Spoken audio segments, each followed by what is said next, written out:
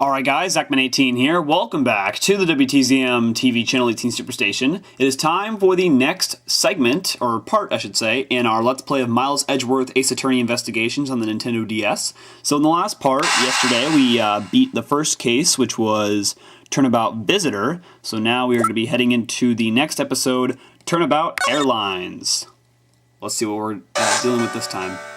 Like a plane flight or something? The murder that occurred in my office. The return of the great thief Yatakarasu.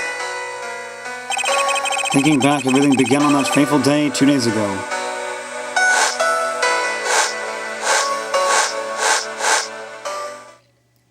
Two days earlier.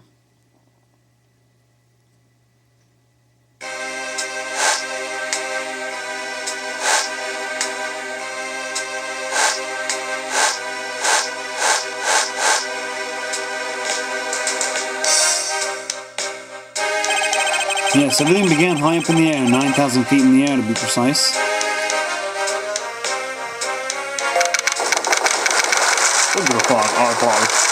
We are currently experiencing some slight turbulence. We are asking all passengers to please return to their seats and fasten your seatbelts.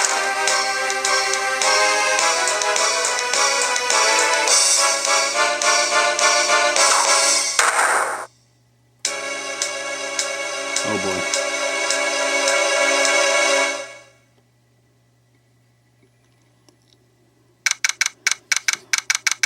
What? Miles got attacked? What?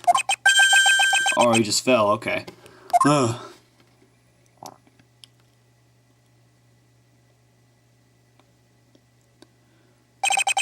Why do I feel like I just woke up from a horrible nightmare? 6:13, huh? Guess I was out cold for about 10 minutes. Huh, slight turbulence indeed. Ladies and gentlemen, we are currently experiencing some slight turbulence. For your safety, we ask that you return to your seats and fasten your seatbelts. I suppose turbulence is to be expected on a flight, though admittedly I'm less than comfortable with anything resembling earthquakes. Huh? What's this? A travel wallet? But it's not mine. How did someone else's travel wallet wind up in my pocket? Ugh, my head. Why won't this headache go away? I'll take care of this travel wallet later. I'll hand it off to an attendant. Ugh, an earthquake like turbulence to an elevator.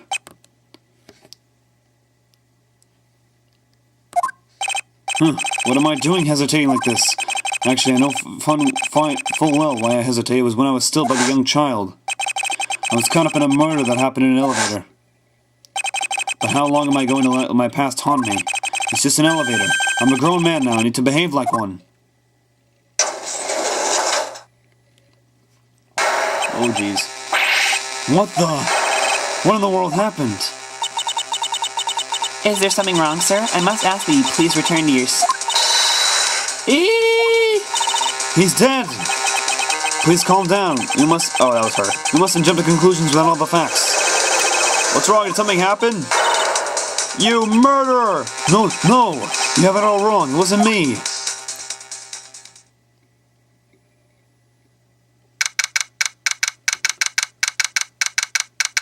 Holy crap. Everyone, I am sorry to interrupt, but I have an important announcement. I am one of your flight attendants today, Rhoda Tenero. Unfortunately, we have just had a minor accident on this flight. An accident? Don't treat us like we're stupid. I caught a glimpse and it was a murder. What murder? What's going on with this flight? Everyone, please calm down. There's no reason to panic. This flight will stay on course and make its scheduled landing. We are still currently in the middle of a rough patch of turbulence. Why does everyone so many wine bottles on their seats? Jeez, is everyone getting drunk tonight? Holy crap. So until we are out of this area of turbulence, I ask that you please remain seated. But someone was killed, right? I mean, what about the killer? Let me off. Please, there is no need to feel threatened. We have already apprehended the culprit.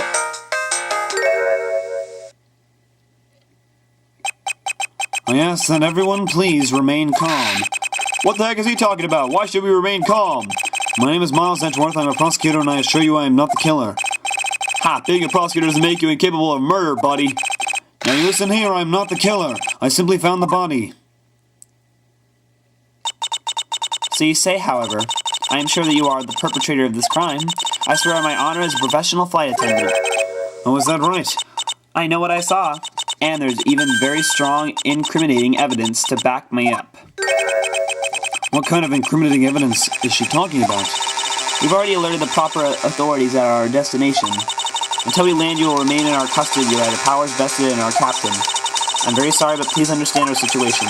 Your situation, I'm more concerned with mine and the direction it's going in. I'm not about to just sit idly by while I get accused of murder. Miss Tenero, is it? Yes? I was wondering if you might give me a chance. A chance to do what? A chance to plead my case, and a chance to ask what you meant by incriminating evidence just now. To accuse a passenger of such a grave crime without allowing him to give a proper defense, can a professional flight attendant inside of you really call this action righteous? You have a point.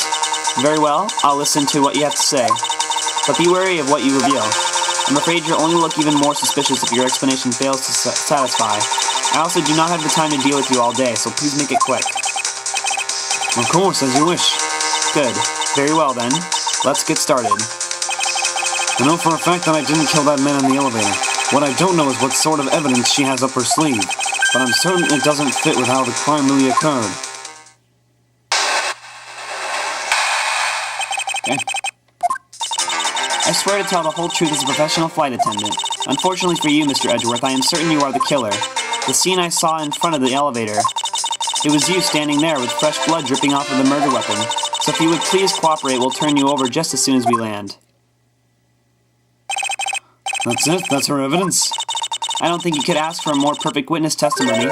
Wouldn't you agree, Mr. Edgeworth? Not really. It's hardly perfect when there's a gaping hole in it.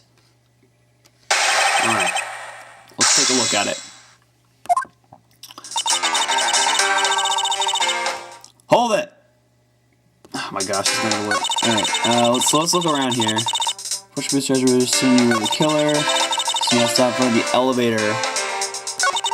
It was you standing there with fresh blood dripping off of the murder weapon. Was I carrying a murder weapon? No, I was carrying something else. Yeah, I was carrying this travel wallet. Objection! Dummy. Miss Tenero. What is with the yelling all of a sudden? Force of habit. Well, it doesn't matter. Miss Tenero, you say you saw the murder weapon dripping with blood. Is that correct? Yes, all that blood. Drip, drip, drip. Just recalling that scene sounds a chill down my spine. Sorry, but your so-called professional flight attendant training has failed you. What? I'd like to direct your attention to this. Do you know what this is? It's a travel wallet, right? But it looks like looking a little big and bulky. The thing you saw me holding when I discovered the dead body in the elevator was this very travel wallet, Miss Tenero. What? Impossible! Now then, do you still think I am the killer? That I killed him with a travel wallet? But I saw blood dripping from the wallet. I know I did. As you can see, this wallet is clearly stained. But if you would be so kind as to take a whiff, I think you'd agree it's only grape juice. Ah, then... That's right, you mistook grape juice for blood. The murder weapon dripping with blood does not in fact exist. No! There, that should clear up that pesky accusation. Wait just a second. Even a wallet could be deadly if it was wrapped around something heavy. I demand that you show me what's inside, please. She's trembling, and the tacked on please at the end. Sounds like I've got her. There's no need to look inside, even you can tell from its appearance that it's light. No, I can't be sure of anything until I see the contents of that wallet for myself. She's a persistent one. I suppose we have no choice but to see what's inside. Miss Tenero, if you would be so kind as to open the wallet and check its contents for me. Alright, I usually don't pry into passengers' belongings, but we have no choice here. Oh, we have to do it ourselves. Alright. Examine this thing. What is this? Oh, it's a button. It seems that this passport is all that's in here. As you saw, there is nothing but a passport inside. This renders your wallet was the murder weapon argument moot. Wouldn't you agree? Please hear me out, Mr. Edgeworth. What is it now? Well, I was wondering, whose passport is it exactly? Can I take a look? Why not? I'm rather curious myself. This is... Just as I thought. This travel wallet belonged to Mr. Ackley Hicks, which makes it the victim's property. You stole the victim's wallet, didn't you? How dare you? You said it yourself. You claimed to be holding this wallet in your hands when I found you. Perhaps I did misconstrue the wallet for the murder weapon, but it seems that I wasn't wrong about who the culprit is. Alright, here's the next argument. As you claim, the murder weapon is not the travel wallet. However, it is something you stole from Mr. Hicks after you were done with the vile deed. I find it hard to believe myself, but your motive is very simple. You were out to steal Mr. Hicks' money, weren't you? That's gotta be something we present on, because that's just bull crap. Alright, what do we have in our evidence here? So we have the wallet we already presented, crime scene notes, body found at 6:15 a.m. and inside the elevator, stopped at the first floor lounge. So, wait, let me take a look at that picture again. Wait, she said that she was out to steal his money? His money is all over the floor here. Look at this, guys. That's got to be the money ball right there. So even though I didn't have the murder weapon on me, you still suspect me, I see. You stood up at the crime scene with the victim's wallet in your hands. How can I turn a blind eye and not suspect you of foul play? God, she's weird.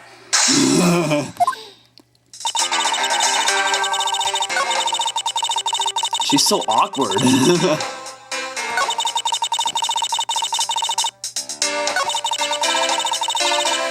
No, because his money was all over the floor. Objection! I wonder if I might get a word in, Miss Tenero. What is it now? Miss Tenero, I wonder if you noticed the contradiction within your own testimony. What are you talking about? It's simply impossible that the motive for this murder was monetary theft. One glance at the crime scene should have told you that. What about this scene would prove that the motive for the murder was not the money? There's money all over the floor here. Take that! If I may direct your attention to the things strewn all over the floor. Ah! That's right. The floor is covered in bills and coinage. By your rationale, these were the very things the killer was after. Ah! I think you can assume that the wallet fell during the victim's struggle with his killer, and I would think that the killer would have noticed something like money scattering everywhere. Hold on, guys. Message people while doing this again. This is kind of one of my things where I can message people while playing Ace Attorney. 1 second. I'm talking to a bunch of people about Disney Infinity. It's insane right now. And I would think the killer would have noticed something like money scattering everywhere. Furthermore, as you can see, there was no effort made by the killer to gather the money. But the wallet. Ah, yes, the wallet. You will also recall the only thing in it was Mr. Hicks' passport. Ah! If you are really insisting that it was a crime based on greed, then you're claiming that it was all for an empty travel wallet. Forgive me! Please! God, she's weird. Hey, what the heck? Are you saying the attendant's wrong? So that guy isn't the killer? Ha! Don't believe it, everyone. It's a trick. Will you all please be quiet? Miss Tenero. Yes? You lost your cool when you saw the dead body. Plus the lounge was dark and looking into the light from the elevator. It's easy to see how you mistook the wallet in my hand for the murder weapon. I take no offense that you thought that I was the killer. Mr. Edgeworth? Thank you for releasing me. What the heck? Oh, is this gonna be like what's his name? It wasn't Walkie Kitaki. It was from the last game, yeah. What is it now? Oh my god.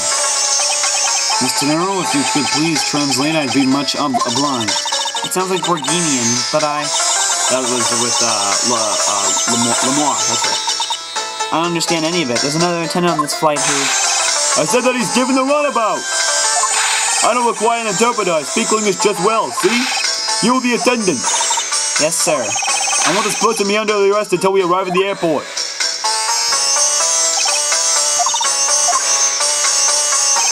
I'm sorry, sir, but what exactly are you hoping for? What is it you want? I'm finished talking to the likes of you. Please, I would like to hear why you would like me to be held under arrest until we land.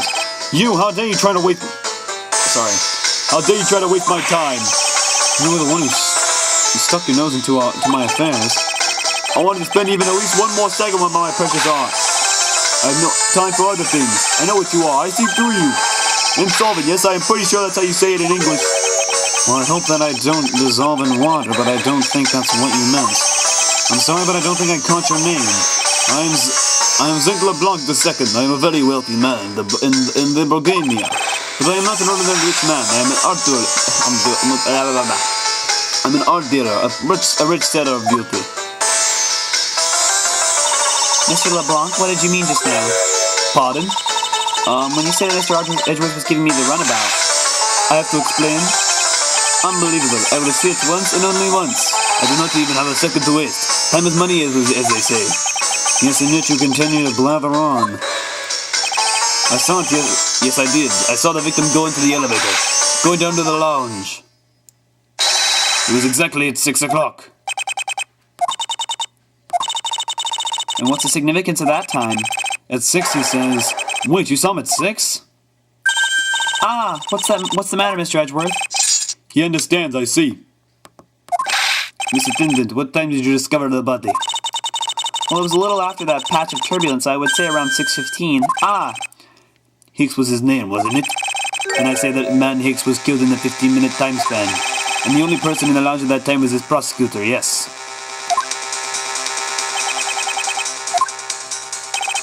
Yeah, I was in my seat the whole time. Me too, I was watching the movie and enjoying a fine glass of grape juice. I was still eating, still haven't finished, see? Oh my god. Look at what he's got. He's got like a whole foot long and whatever. Oh my god. The other passengers have an alibi, so you have no problem with them, I suppose. No complaint, I see. Not a single word against us, right? I have no way of discounting what you have put forth at this point, but it wasn't me. Oh, so you say, but do you have what you say, the evidence? Mr. Edgeworth, are you really the culprit after all? Mr. LeBlanc, I suppose you are quite certain of what you saw. Enough to give testimony? Of course, I was looking at that man the whole time. He was playing with that annoying little, small machine the whole time. Machine? Yes, that's what you people call it in English, yes. It was making me crazy with the click, click, click. From that description, it sounds like some sort of small computer. I believe what Mr. LeBlanc is talking about is a cell phone. I have to say that I did see him playing with it quite a bit myself. A simple cell phone, a laptop or organizer I can see, but that's kind of low budget.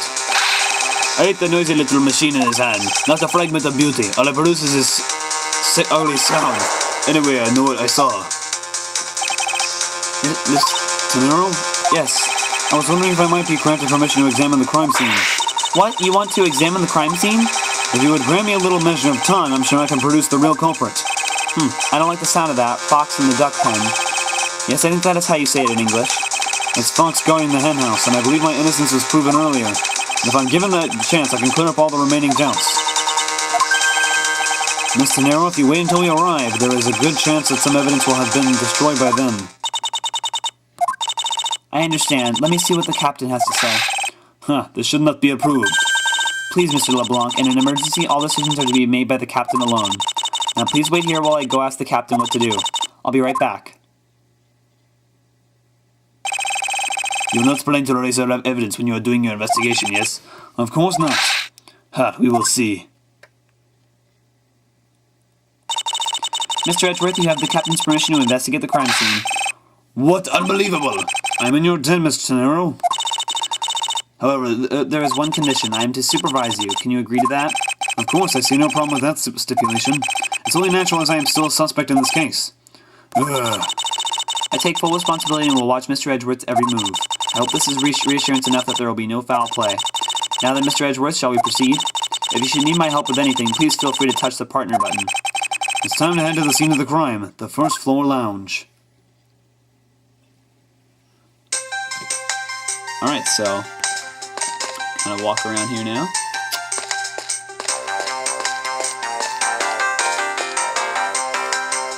Head this way. Whoa. Where are we at now? The lounge. I want to thank you for your help back there, Mr. Nero. It was nothing. You should thank the captain for granting you permission. And just so everything is perfectly clear, I still don't trust you to that extent. I don't want you to think your standing with me has changed. I see. I will bear that in mind. I received an order from the captain earlier. He wanted you to know that we reserve the right to stop your investigation if we feel you are not making progress. When we do, he asks that you please return to your seat at that time. So my time runs out at his crew's discretion, is it? I have to find a way to discredit Mr. LeBlanc's testimony before time's up. I understand. Right away, is there any place you can think of where the killer might hide on board? I don't think so. After every first-class passenger was accounted for at his or her seat, we made a thorough search of the plane. As for business and economy class, no one can move between those two classes in first class without a staff key card. We found no record of a key card being used at all. Which means that I have a first-class killer on my hands. At least I know that much for sure. And one other thing. No one else has been allowed near this crime scene since the murder was discovered either. Alright, let's do this. Now then, let's get started. Where should we start from? Let's start with Mr. LeBlanc's statements. The crime occurred between 6 a.m. and 6:15 a.m. During that interval, the only person in the lounge was myself, which would make me the prime suspect. However, since I did not kill Mr. Hicks, it means that the killer was around somewhere. Where was the killer? If we are to believe what you say is true, then yes. The first order of business will be to gather information to win your trust. Alright. So we have his body in here. What floor does this elevator service? Only the first and second, although it can also go down to the cargo hold. However, that requires a flight crew key card. So the only floors accessible to passengers are the first and second, huh? Alright.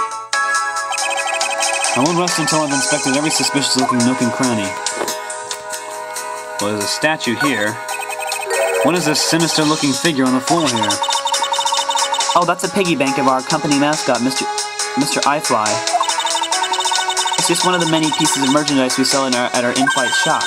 This bank is a limited edition, and it's so popular we're down to our last one. You have an in-flight shop?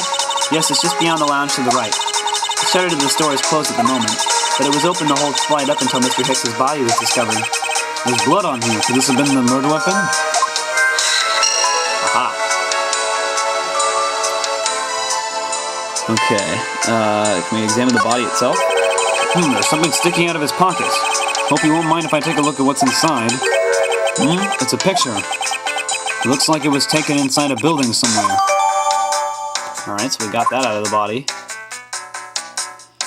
Alright. Let's see.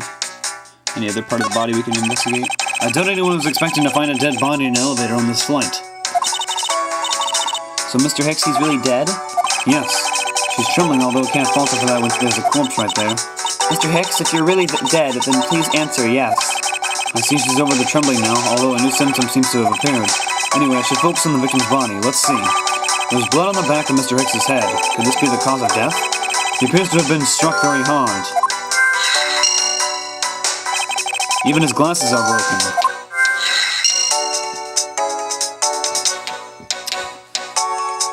Okay, he's got a necklace right here. Oh, jeez.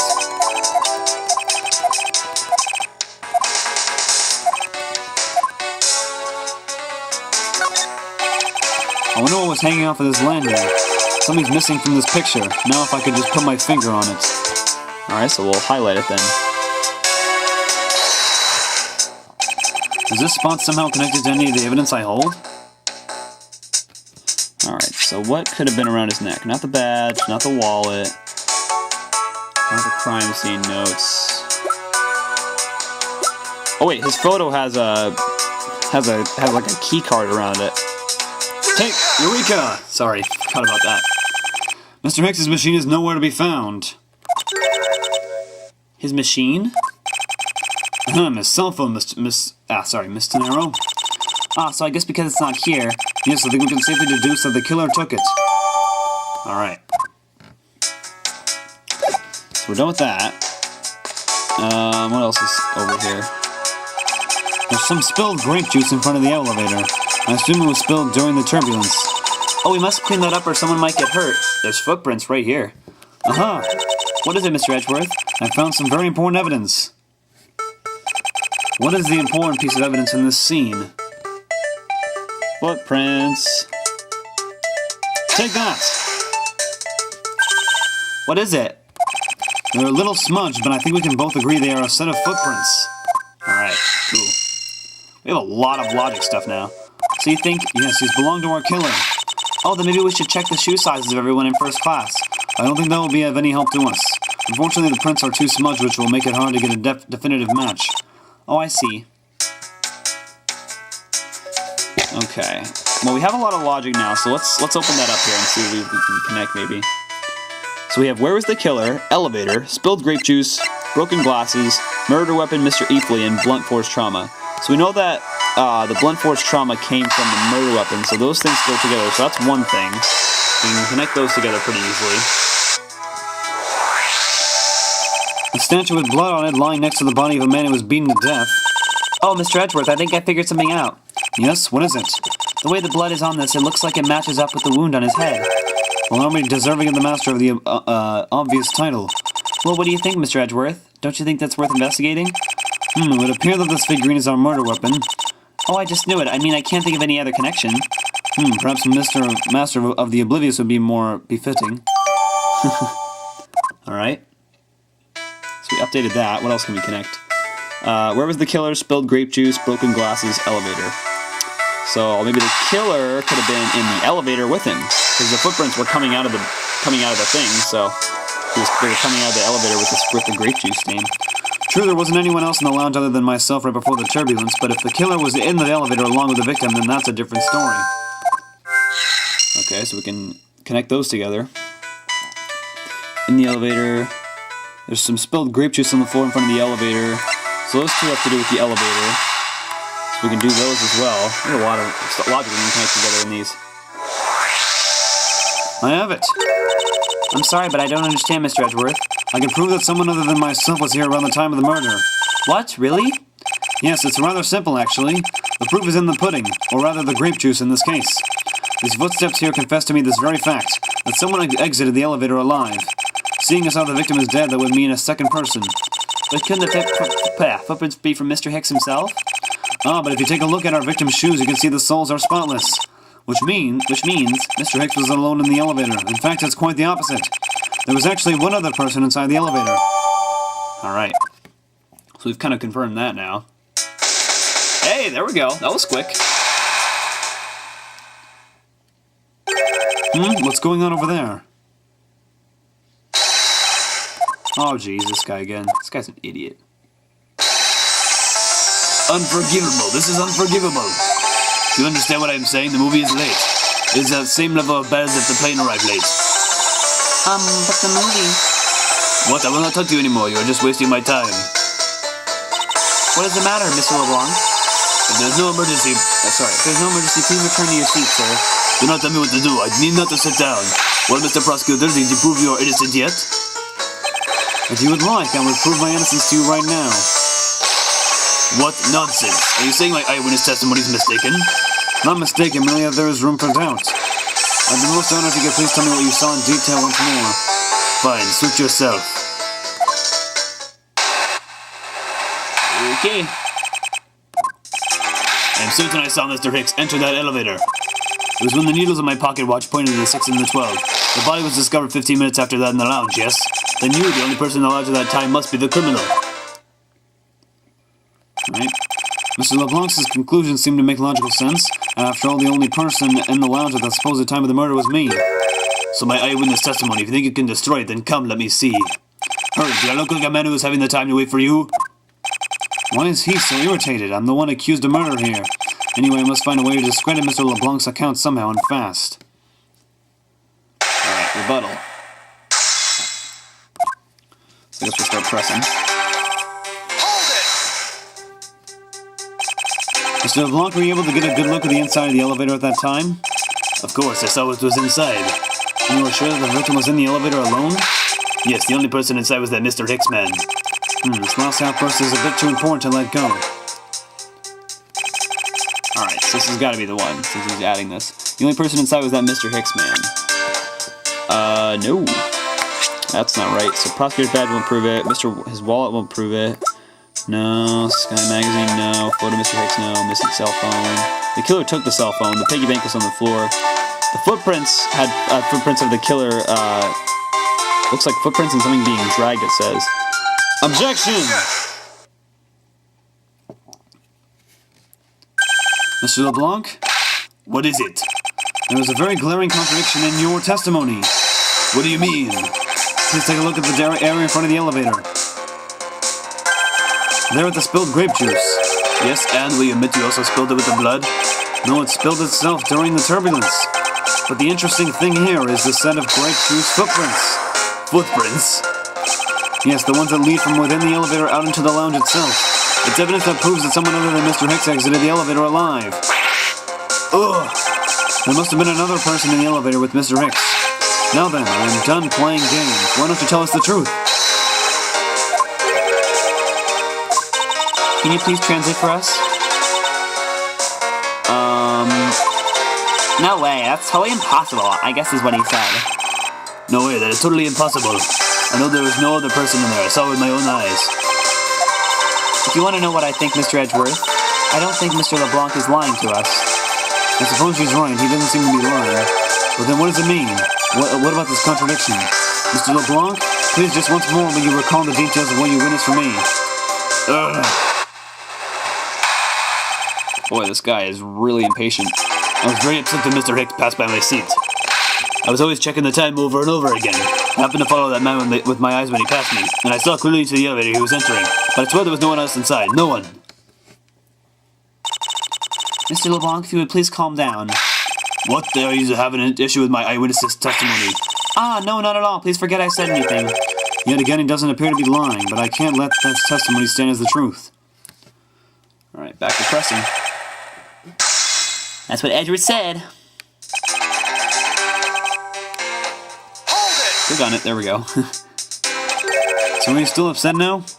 I'm always upset. The only time I am not is when I have a piece of art in my hands. It's surprisingly easy to believe that about him. But I was even more upset when Mr. Hicks walked by me. I'm clicking on it. Why were you so attentive to that time? Because something unforgivable was happening.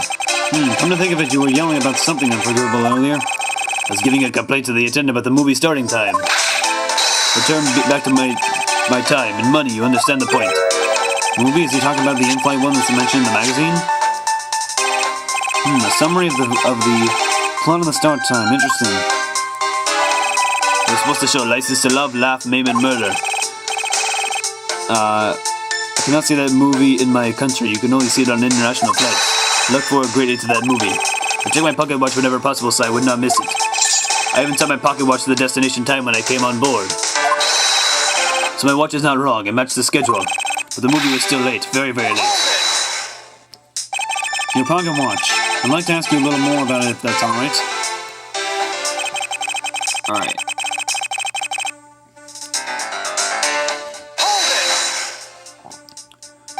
So this movie you mentioned, is it the one listed in the Sky magazine? Yes. I was so looking forward to watching License to Love, Laugh, Maim, and Murder. Miss Tenero, was this movie shown on this flight? Yes, it was shown at the scheduled time. Isn't it possible you simply slept through it by accident? Nonsense, you doubt me? No, stop pointing at me like that. Odd, how did he miss a movie that he was clearly hoping to see? I checked my pocket watch a great number of times, that much I know for sure. Okay, this is the new thing. My watch decides my destination time. I always set it when I board the plane. Well, if you missed the movie, the Sky magazine, it shows all the details for the right time, so you couldn't have missed it. Objection!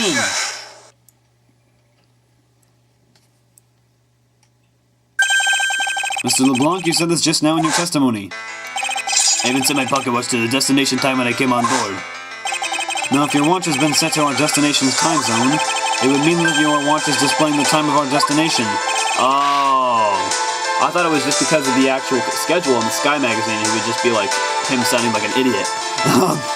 Yes, and the correct time is worth it 6 cents. I would like you to take a look at this. If you believe the Sky magazine, clocks on this flight run in accordance with the time of our departure time zone. Of course, the movie schedule is also created with that in mind. Ms. Tenero, for confirmation's sake, what time zone is this flight aligned to right now? Well, we made a short stop at a transfer point. That's right. It was in that small Asian country, the Republic of Zhengfa. But we didn't readjust our onboard clocks at that time. So right now we are still running on Borginian time. What? The time difference between Bulgaria and our destination is 9 hours. In that case, it's only natural that your watch would be out of sync with the schedule. What? Further, with your analog watch set to our destination's time, it would appear to be running 3 hours faster when compared to the flight's onboard clocks. It also changes everything about your testimony. And you can bet 1,000,000 cents on that. In light of this information, it means you saw Mr. Hicks 3 hours prior at 3 a.m.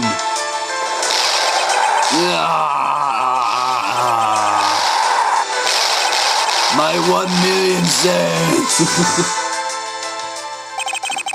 This should clear up all the remaining accusations. So this basically widens the time frame for the time of death, right? Yes, because Mr. LeBlanc saw the victim enter the elevator at 3 a.m. It means that the time of death could be anywhere from 3 to 6:15 a.m. The question now is, where was Mr. Hicks during that span of time and what was he doing? I've got something to say. And you are? Yeah, I'm Kemi Neal. I'm a flight attendant. And what is it you wish to say? Well, I think your story is a little different from how I remember it. What do you mean, Kemi? I saw Mr. Hicks sitting in his seat at 5 a.m., you know? What? How can you be so sure of the time? Oh, that's right. He pushed his call button while we were parked to the transfer point. Ah, the stop we made for refueling and cargo transfer in Zhengfa, correct? Yes, it was from 4 to 5 a.m., according to our clocks. And during that time, did any of the passengers leave or did any new ones board this flight? No, not a single person got off or on in Zhengfa. What about the flight crew? The few who were handling the cargo transfer might have temporarily gotten on or off, but eventually everyone, including Cammy and myself, came back on the plane. So basically I can assume that no one left or got on it since our initial takeoff. Interesting, I should keep that in mind. Yeah, and I answered his call. I can tell you Mr. Ackby Hicks was there in his seat when we took off again at 5 a.m. Alright, then that puts the time of the murder between 5 and 6:15 a.m. Okay, now what time did you come down to the lounge, Mr. Edgeworth? I remember coming down here almost as soon as we left the Republic of Zhengfa. Ah, you were here the whole time from 5, yes? And you were the only one who could be the killer. Mr. Edgeworth, were you really here in this lounge the entire time from 5 a.m. onwards? Unfortunately, yes. But then how do we explain the footprints? Isn't that obvious? This man waited for Mr. Hicks here in this lounge, waited to kill him, and then he put the corpse into the elevator. That is when the turbulence happened. My eyewitness testimony may have been mistaken, but what time I saw Mr. Hicks enter the elevator on the second floor does not matter, because the entire incident concluded here in this lounge. Everything happened in this lounge? Is that what you really believe, Mr. LeBlanc? Do you have an idea? Do you have another idea? I simply feel that there is something out of place in the scenario presented. Is there something that can tie this crime to a location other than this lounge? Let's see. So we got the wallet, crime scene notes, Sky magazine, photo, no. Missing cell phone. He stole a cell phone. The piggy bank was on display, and this had blood on it. Tie this crime to a location other than this lounge. So this is from their actual flight thing, but it connects to this crime because this was used as a murder weapon. Take that! The murder weapon, this little piggy bank is sold at the in-flight shop. It is sold there and only there, and is not displayed here in this lounge. Now, how then did it find its way in here? Don't you find that a tiny bit suspicious? Just a trivia point. It really means you prefer to take it from the shop first before coming here. It doesn't prove you are innocent at all. Is there no way to win with this man? If I may. What is it? You see, well, it's just as Mr. Edgeworth says. Oh, and what do you know this so well? Well, it's just that piggy bank was there in the shop. I saw it with my own eyes. And when was this? It was maybe around 5:40 a.m. Isn't that just before we hit that patch of turbulence? That's right. You were in the shop just before the turbulence? Yes, I was. Come to think of it, Miss Tanero, when I found the body, I believe you came out of that door. Yes, I did. And what is beyond that door? That's the flight attendant's room. Then you were on the first floor? Yes. I had to do something at the shop and in the flight attendant's room. So I went to the shop first and then to the flight attendant's room. Are you saying you passed by me at some point? Yes, you seemed really into the issue of Sky magazine you were reading at the time. I didn't suppose you noticed me walking by. Vaguely recall someone walking by, but I didn't take notice of who it was. Anyway, the piggy bank was definitely there at the shop when I went there. Why did you go to the shop in the first place? I went there for a work-related matter. Work, you say? Yes, the upkeep of the shop is also one of my responsibilities. Why did you not say anything about that until now is what I want to know. In any case, I believe it's clear that the shop needs to be investigated as well. Shall we head over there then? Oh my god. What is it now? Aren't you forgetting something, Miss Rhoda? Don't you need the captain's permission to check the shop? No, I haven't forgotten, but I have already asked him for permission to search the entire plane. So I think we're alright. Huh? That's weird. What is? Well, I just talked to the captain, see? And he said that he didn't give you permission to do anything like that at all. Uh-oh. What is the meaning of this, Miss Tenero? It means she's lying. Go on, admit it that you are. You said you had permission to search all over, but you don't, and yet here you are. You flight attendant, what are you trying to do? Pull the ship over us? The captain's calling for you, Miss Rhoda. Oh, but don't worry. I already got permission to search the shop from the captain. See, unlike you, I do things the right way. Miss Tenero, why would you do such a thing? Please excuse me. Looks like I get to be in charge now. Please go back to your seat, Mr. LeBlanc. Now then, Mr. Edgeworth, if you would follow me, I will be your guide from now on. There's something about Miss Tenero that has piqued my curiosity, but right now investigating the in-flight shop is my top priority. Alright, so where is it? So it was the right. Okay, we'll go this way then. She said it was south of the lounge. Oh, here it is, right here. I thought it was past the lounge. Oh, it is. Well, we were just in there. So this is the in-flight shop. It's quite a mess in here. You think? Guess I'll have to clean things up then, tee. Hold on, you can't clean up a potential crime scene. Oh, thank goodness. I hate cleaning so much. I mustn't rush things here. I must remain cool, calm, and collected, because this piggy bank was left at the crime scene. Alright. There was a very good chance that the killer had paid this place a visit. Okay. So what do we got? We got these really colorful bags here. What are these? Oh, those are our company's completely original line of suitcases. They're practically flying out the door. That's how popular they are. You should buy one and see how you like it. You won't regret it. Perhaps that's how things work on this flight, but in the real world, you try, then buy. No way, but either way, it doesn't really matter. True, either way, why would anyone buy a suitcase after they boarded the plane? Anyway, see that? Just look at all the Mr. Ipley heads painted on there. Cute company mascot, isn't he? They're painted on with a lot of care. Doesn't he look like he's about to jump out at you? It is certainly making something jump inside my stomach. Huh? Oh, I guess there's no fooling your refined tastes. Huh? Looked like you really wanted to get one, and I thought I was going to finally make my first sale, but you saw right through it. Glad that's done, though. Never make me try to give you a sales pitch ever again, okay? But I never showed any interest in it to begin with. Tee, it really is pretty horrible, isn't it? You want to know something? This suitcase was designed by Miss Rhoda. Miss Tenero designed this? Yeah, it was a company-wide contest. Well, it does have a very sharp design sense. Haha, sharp? Like stinky sharp cheddar, maybe? I really have no idea why the big wigs decided to go with it. It's so bleh. Miss Tenero designed this, did she? It's definitely not what I would have expected. Ah! You okay? I'm fine. Please watch yourself, Miss Meal. Letting a suitcase freely roll around has got to be a safety violation. Alright. Here, I'll put it back. Okay. Glass over here we can investigate. The glass from this display case's door is shattered all over the floor. It looks like there's nothing on display inside either. Wait, actually, I think there is something. What's this? A mini captain's hat? Alright. So we found two things here. Can we put those together? We have the murder weapon and the captain's hat. Both of these were found here in this shop. The hat probably used to be on the piggy bank's head. Let's give it a go and see. I believe this piggy bank was forcibly removed from this display case. Does this mean that the killer broke the glass to get at us? Alright, cool.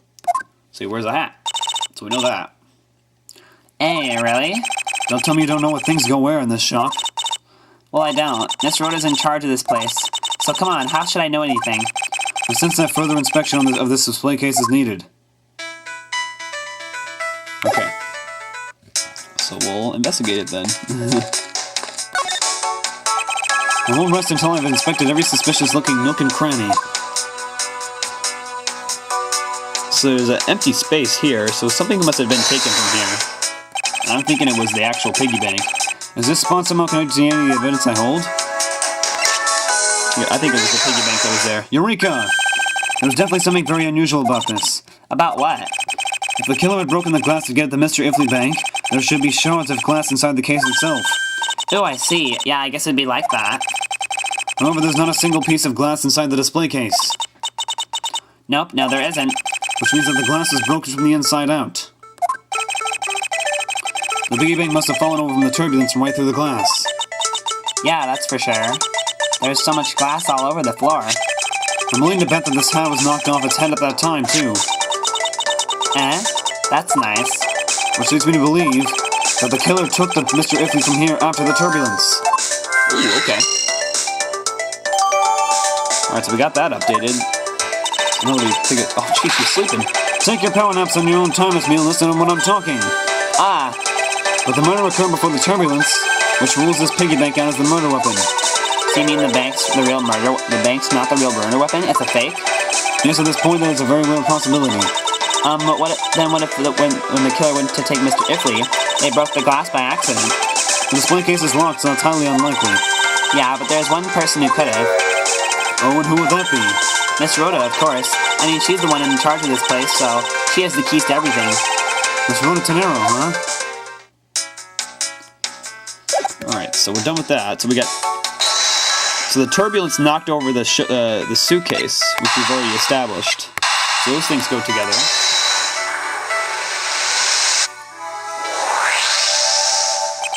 Yes, there is definitely something wrong here. What's with the son yelling? Tell me, Miss Meal, don't you think there's something strange about these suitcases? Oh, well, sure, they totally ooze strange, like the color and the such. That's not what I'm talking about. Now pay attention. Ah, you're scaring me, Mr. Edgeworth. Sorry. These suitcases are lined up a bit too prim and proper. Yeah, they look a bit uptight, don't they? But I guess they take after their creator, hee. Again, that's not what I meant, Miss Meal. Don't you find it unusual that these cases are the only things undisturbed by the turbulence?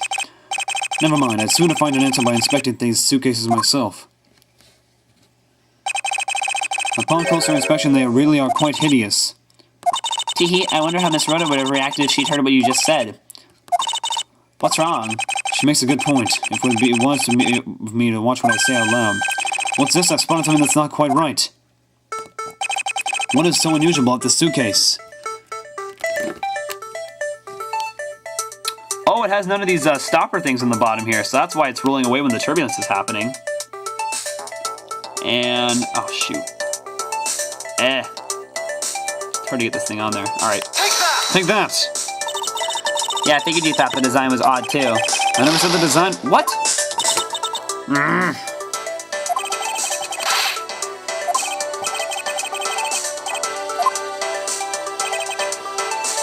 Come on.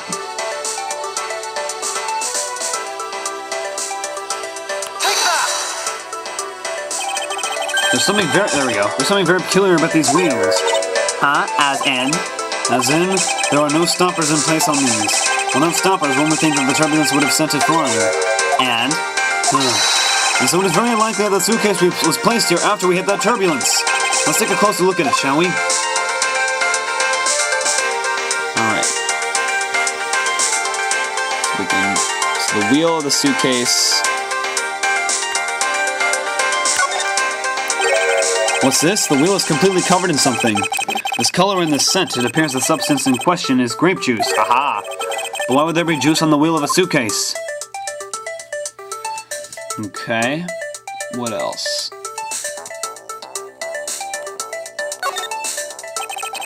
$1,200 price. Okay. What else is there?